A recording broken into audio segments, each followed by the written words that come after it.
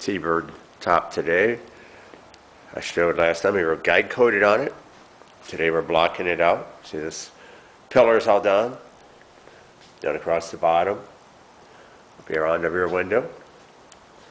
This is just some of the old black showing through here from underneath. Over here you can see low spots showing up. I just started on this side. You can see the guide coat still on this side.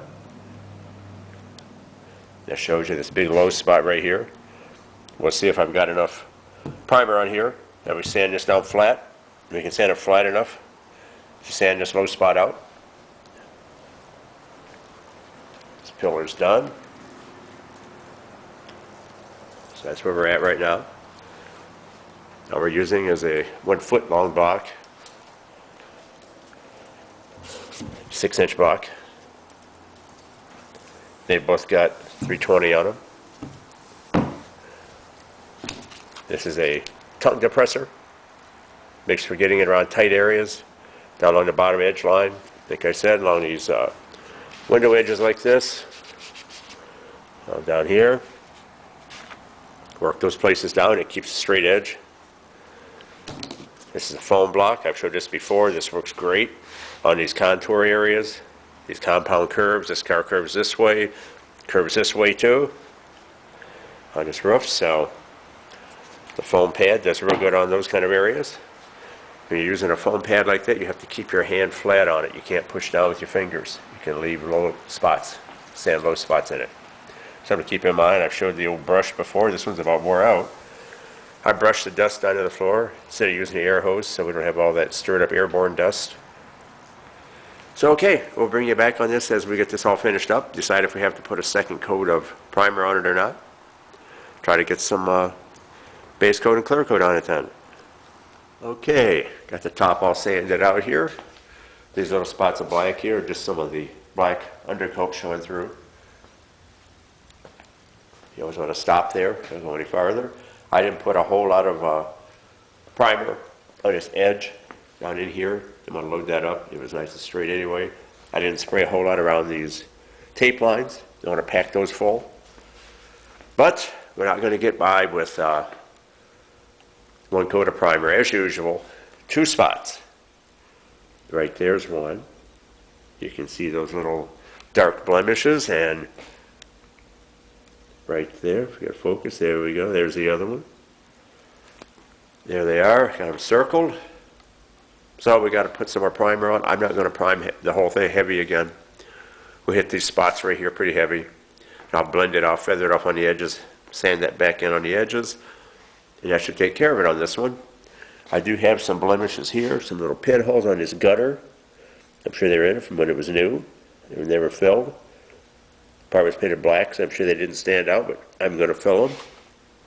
Same way on the other side here. You can see one down in the bottom, right here. Little black pinholes. So we'll fill those, mix some icing up and fill those. But other than that, everything's looking nice. It leveled out real nice. Should paint out pretty decent. So I'll bring you back after we get these pinholes filled. Then we'll spray another coat of primer on it. We'll block that down. Get ready for paint. Alright, I said before I had to put one more coat of primer on this. See, it's on there. Top looks pretty straight across, and I follow the lights across. It's pretty good already. So then we had a couple of low spots like here and here on it. I fogged off around the edges. I didn't have reason to go over those again. Fogged it up here on the back edge, so I don't have to sand down around that rear window again. Some tedious spots. Keep life easier. Guess what we have? Nice here today, door open. Almost 70 here today. Just use the old fan right there in the doorway to pull the fumes out. Open a window on the other side, let it cross draft that way. Did just fine. So alright, we'll bring you back to this when we make more progress. Just sand it out. Alright, as I said, here's the guide coat now and a second primer.